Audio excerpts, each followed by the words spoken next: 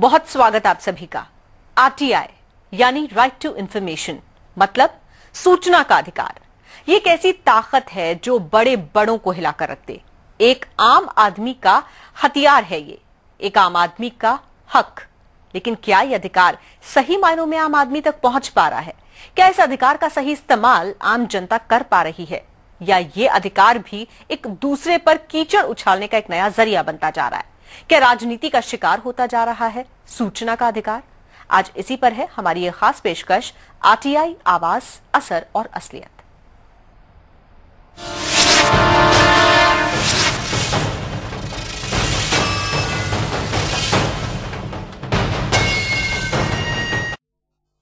सात साल पहले मिला सूचना का अधिकार, मिला आम आदमी को हथियार। जीतेंगे और लड़ेंगे। 7 साल में उठे कई सवाल। There are concerns about frivolous and vexatious use of this act. घेरे में आया सूचना का अधिकार।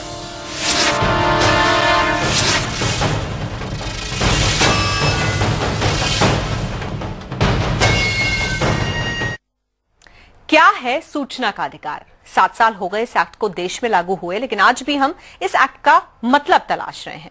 यह अधिकार कभी एक गरीब को अपना हक दिलाता है तो कभी बड़े बड़े स्कैम्स को उजागर करता है। कहीं इस अधिकार ने देश को फायदा पहुंचाया तो कहीं गलत हाथों में पहुंचकर यह अधिकार विवादों में भी रहा। There are concerns about frivolous and vexatious use of this act in demanding information, the disclosure of which cannot possibly serve any public purpose. जब देश सूचना के अधिकार लागू होने के 7 साल मना रहा था, तब आया प्रधानमंत्री का ये बयान। प्रधानमंत्री भी आरटीआई पर लगाम लगाने के पक्ष में उतरे। प्रधानमंत्री ने साफ कर दिया कि सूचना का अधिकार यदि किसी की निजता में दखल दे तो उसे सीमित कर दिया जाना चाहिए। क्या आरटीआई लोगों की जिंदगी में दखल दे रहा है? ऐसा क्या है इस एक्ट में जिसने मचा दिया है पीएमओ तक हड़कंप? सबसे पहले आपको बता दें कि आरटीआई है क्या। साल 2005 में आरटीआई के कानून को मंजूरी दी गई। इस कानून के तहत लोगों को शासन से सवाल पूछने का एक बड़ा हक दिया गया। सरकार से लेकर अफसरशाही तक के कार्य में पारदर्शिता और जवाबदेही को प्रोत्साहन देने के लिए इस एक्ट को लागू किया गया। इस अधिकार के मुताबिक आवेदक किसी भी सादे पेपर पर सरकार से लेकर निजी संस्था तक अभिलेख, दस्तावेज, ज्ञापन, इलेक्ट्रॉनिक आंकड़े समेत कोई भी जानकारी के लिए 10 रुपए देकर आवेदन भर सकता है। 10 रुपए का ये आवेदन बड़े बड़े ताज हिलाने की कुवत रखता है और इसीलिए इस एक्ट को लेकर विवाद भी बड़े बड़े जुड़े। वहाँ लक्षद्वीप के कावरत्ती में बैठ के दिल्ली से कुछ सूचना पाना चाहते हैं तो आपको आने की आवश्यकता नहीं है, आपको कंप्यूटर से मिल सकता है क्योंकि वो कंप्यूटराइज हो गए हैं। अधिनियम में कहा गया कि अलग अलग सिस्टम्स के जरिए ये सूचना जारी हो जानी चाहिए ताकि जो भी हो भारतवर्ष में, दुनिया भर में क्यों ना हो, वो सूचना प्राप्त कर सकता है। तो ना एक्टिविस्ट की आवश्यकता होती, ना किसी को मार डालने की आवश्यकता होती अगर ऐसा किया होता। क्योंकि अगर वो विषय ऐसा है इसमें सूचना नहीं देनी है तो समस्या समाप्त।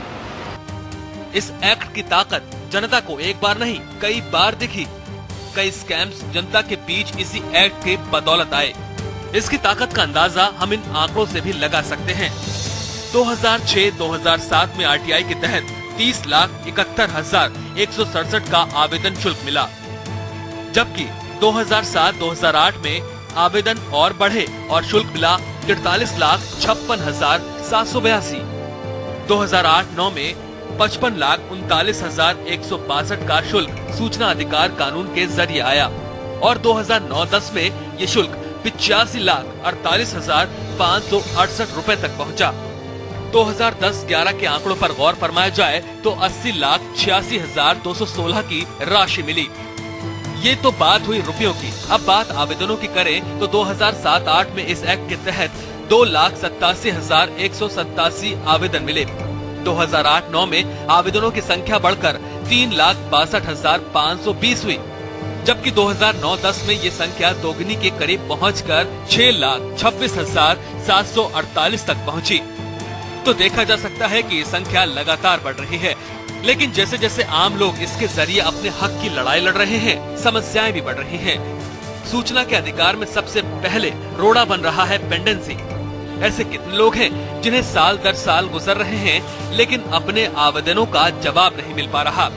बड़ी समस्या जो लोग बता रहे हैं वो है पेंडेंसी की। लोग कहते हैं कि हम छोटी छोटी सूचना के लिए भी जब हमें वो नहीं मिलती, हम आयोग तक जाते हैं तो हमें बहुत सालों तक भी कई बार इंतजार करना पड़ रहा है। ये भी बात एक उठ के आ रही है कि जो आयुक्त हैं उनकी नियुक्ति कैसे हो रही है, उसके ऊपर एक बड़ा सवाल खड़ा हो रहा है, क्योंकि कई जगह पर ऐसे आयुक्त हैं जो कि बिल्कुल सूचना नहीं देना चाह रहे हैं लोगों को। ये एक बड़ी समस्या है। तीसरी समस्या जो लोग उठा रहे हैं वो ये है कि पेनल्टी जो लगनी चाहिए है जब सूचना ना मिले, जो काम है आयोग का, वो काम सही से नहीं हो रहा है और उसके कारण एक सिग्नल जा रहा है कहीं पर सरकार में कि हम सूचना नहीं भी देंगे तो चलेगा। सुनवाई के लिए कोई अगर अपनी अपील लगाता है तो उसको 3 से 4 महीने में तो उसको रजिस्ट्रेशन होता है उसकी अपील का, और जब उसकी सुनवाई का टाइम आता है तो करीबन 1 साल हो जाता है। इसके साथ ही एक समस्या और जुड़ती चली जा रही है, वो है इस एक्ट का गलत इस्तेमाल। ऐसे कई मामले सामने आए जिसमें सूचना का अधिकार ब्लैकमेलिंग का आधार भी बना। इसका जवाब जो तत्कालीन सूचना आयुक्त थे उन्होंने, श्री शैलेश गांधी, उन्होंने बहुत अच्छा दिया था। जब उनसे यह प्रश्न किया गया कि ये तो ब्लैकमेलिंग के काम आ रहा है, उन्होंने कहा ब्लैकमेल किया किनको जा रहा है, जो खुद गलत है। लेकिन इसका मतलब ये नहीं कि आम जनता को हक देने वाले इस अधिकार की जड़ें ही काट दी जाएं, क्योंकि इस अधिकार का नारा है हम जीतेंगे और लड़ेंगे। तो हमारा नारा यही है, लड़ेंगे जीतेंगे। तो होगा, ये लोग कर रहे हैं, हम भी इसके साथ संघर्ष करेंगे। तो ये हक आम जनता तक पहुँचे, ये सरकार को सोचना पड़ेगा। आरटीआई एक्ट भारतीय लोकतंत्र में मील का पत्थर साबित हुआ है। इसने लोगों को एम्पावर किया है। ऐसे में यह जरूरी है कि इस एक्ट की शक्ति और निर्मलता को बरकरार रखा जाए, लेकिन इसके लिए सरकार के साथ साथ आम लोगों को भी इसमें पार्टिसिपेट करना होगा, उनकी सहभागिता सुनिश्चित करनी होगी। कैमरामैन राम प्रवेश के साथ इस समय दिल्ली से अमित श्रीवास्तव। अपील, अपील और केवल अपील। अगर आप इंदौर में हैं तो आपको अपना अधिकार पाने के लिए काफी मुसीबतें उठानी पड़ सकती हैं। यकीन नहीं होता तो ये देखिए। आरटीआई का अधिकार मिला, लेकिन आसान नहीं सूचनाएं हासिल करना। आवेदनकर्ता को उठानी पड़ती हैं मुसीबतें। सूचना का अधिकार अगर सबका अधिकार है तो फिर इसे हासिल करने में इतनी मुसीबतें क्यों उठानी पड़ती हैं? सूचना के अधिकार के तहत जानकारी मांगने के कई मामले ऐसे हैं जिनमें जानकारी मांगने पर आवेदनकर्ता को प्रताड़ित किया गया, उसे डराया गया, धमकाया गया। मध्य प्रदेश का ड्रग ट्रायल मामला, सूचना मांगने पर मचा हड़कंप, आवेदनकर्ता को उठानी पड़ी मुसीबतें। इंदौर के डॉक्टर आनंद राय ने ड्रग ट्रायल मामले में जानकारी चाहिए। उन्होंने drug controller general of India से ये सूचना मांगी कि पूरे देश में ड्रग कंट्रोल डिपार्टमेंट के अधिकारियों ने कितने निरीक्षण किए हैं, उनमें कितनी गड़बड़ी पाई गई, उस पर क्या कार्रवाई हुई। ये सब जानकारी हासिल करना आसान नहीं था। डॉक्टर आनंद राय को काफी मुश्किलों का सामना करना पड़ा। अपील पर अपील की गई, लेकिन जानकारी तो नहीं मिली। बदले में उन्हें अपनी नौकरी से हाथ जरूर धोना पड़ा। मैं सीनियर रेजिडेंट था तो मुझे हटाया गया ये बोलकर कि मैं जूनियर डॉक्टर्स की हड़ताल को उकसा रहा हूँ, जबकि हकीकत ये थी कि मेरे द्वारा आरटीआई 100 से ज्यादा आरटीआई ड्रग ट्रायल को लेकर लगाई गई थी, जिसमें एमवाई हॉस्पिटल के जो डॉक्टर्स थे कहीं न कहीं मुझसे आशंकित थे कि यदि इसके माध्यम से जानकारी उजागर हुई तो एक बहुत बड़ा मोमेंटम बन जाएगा और उससे उनको नुकसान हो सकता है, इसलिए पद से हाथ धोना पड़ा। हालांकि इसके बाद कार्रवाई भी हुई। इस पूरे मामले में बड़ी गड़बड़ी का पर्दाफाश हुआ, जिसमें एमजीएम कॉलेज इंदौर के डॉक्टरों के ड्रग ट्रायल के एवज में 5.5 करोड़ रुपए लेने का मामला, डॉक्टरों के विदेश दौरों के खर्च का ब्यौरा और इसके साथ ही ड्रग ट्रायल में पूरे देश में कितने मरीजों की मौतें हुई, इसका भी खुलासा हुआ। सूचना के अधिकार ने एक बड़े गोरख धंधे का पर्दाफाश तो किया, लेकिन अभी भी ऐसे कई मामले फाइलों में अटके पड़े हैं। डॉक्टर आनंद कहते हैं कि सिर्फ मध्य प्रदेश में ऐसे कई मामले लंबित हैं और इनके बारे में सूचना हासिल करना आसान नहीं। जब जानकारी मुझे मेरे द्वारा मांगी गई, रिपोर्ट मांगी गई तो मुझे नहीं दी गई, जबकि जो निर्धारित शुल्क है वो भी जमा कर दिया गया। करीब 4 महीने हो गए हैं, वो जानकारी अभी तक नहीं दी गई है। और मुआवजे की जानकारी भी मेरे द्वारा मांगी गई थी कि कितना मुआवजा लोगों को मिला है जिनकी ड्रग ट्रायल में मौत हुई, तो मुआवजे की जानकारी आधी अधूरी दी गई है। तो संघर्ष बहुत रहता है। सूचना का अधिकार बड़ा कारगर हथियार है, लेकिन एक आम इंसान के लिए इस हथियार को अपने हक में इस्तेमाल करना आसान नहीं होता। यदि मीडिया का प्रेशर होता है और सहारा समय जैसे यदि लोकप्रिय चैनल का आपके साथ है तो हमें आसानी होती है, जानकारी मिलने में अधिकारियों पर दबाव रहता है और अधिकारी जल्दी जवाब देते हैं। डॉक्टर आनंद राय जैसे आरटीआई एक्टिविस्ट बहुत हैं, लेकिन अगर लंबे कानूनी पेच में पड़कर ही सूचना हासिल हो तो फिर सूचना का अधिकार के मायने अपने आप खत्म हो जाते हैं। इस समय इंदौर से सुदेश तिवारी। हर राज्य का हाल एक जैसा नहीं होता। ग्वालियर में अगर आपको कोई सूचना पानी हो तो भूल ही जाइए। यहाँ आरटीआई के लिए आवेदन देने वालों को इतना लंबा इंतजार करना पड़ रहा है कि ये लोग अब इंसाफ की उम्मीद ही छोड़ रहे हैं। क्या आरटीआई एक छलावा है? क्या आरटीआई एक धोखा है? सूचना का अधिकार तो मिल गया, लेकिन क्या करें जब नहीं मिले सूचना? अपील दर अपील के बाद भी नहीं हो पाए कोई सुनवाई। हमें हक है किसी भी सरकारी संस्थान से वांछित सूचना हासिल करने का। सरकारी संस्थान बाध्य है सूचना के अधिकार के तहत मांगी गई हर तरह की सूचना को उपलब्ध करवाने को, लेकिन हकीकत कुछ और ही दिखती है। हालत यह है कि कई मामलों में आवेदनकर्ता साल दर साल सरकारी दफ्तरों के चक्कर लगाता रह जाता है, लेकिन उसे जानकारी नहीं मिलती। ग्वालियर में गोले के मंदिर के पास रहने वाले डॉक्टर संदीप लहारिया के साथ भी कुछ ऐसा ही हुआ।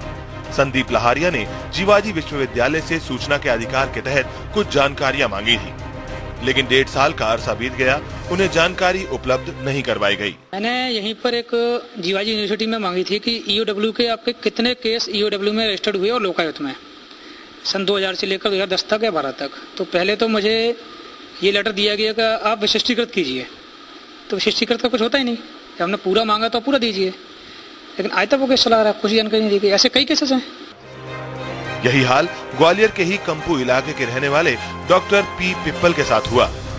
उन्होंने सूचना के अधिकार के तहत शासकीय होम्योपैथी चिकित्सा महाविद्यालय में हुई नियुक्तियों के संबंध में जानकारी मांगी थी। पहले 30 दिन में उन्हें जानकारियां नहीं मिली। फिर उन्होंने इस संबंध में अपील की। पहले अपील के बाद फिर दूसरी अपील की। आयोग के ऑफिस के चक्कर लगाए और इस सब में 2-2.5 साल गुजर गए, लेकिन फिर भी उन्हें आवश्यक जानकारी नहीं मिल पाई। मैंने आयुर्वेदिक होम्योपैथिक चिकित्सा महाविद्यालय भोपाल से एक जानकारी मांगी थी।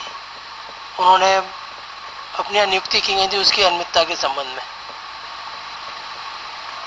उस जानकारी के लिए मुझे कम से कम 2-3 साल परेशान होना पड़ा, फिर भी जानकारी आज नगण्य है। सूचना के अधिकार के तहत मांगी गई जानकारी के कई ऐसे मामले हैं जिसमें कई साल बीत जाने के बाद भी जानकारी नहीं दी जाती। आरटीआई एक्ट में 30 दिन में सूचना न उपलब्ध करवाने पर अपील का प्रावधान है और अपील में उलझकर कई मामले सालों तक चलते रहते हैं, लेकिन सूचना उपलब्ध नहीं होती। इस समय ग्वालियर से जितेंद्र पाठक,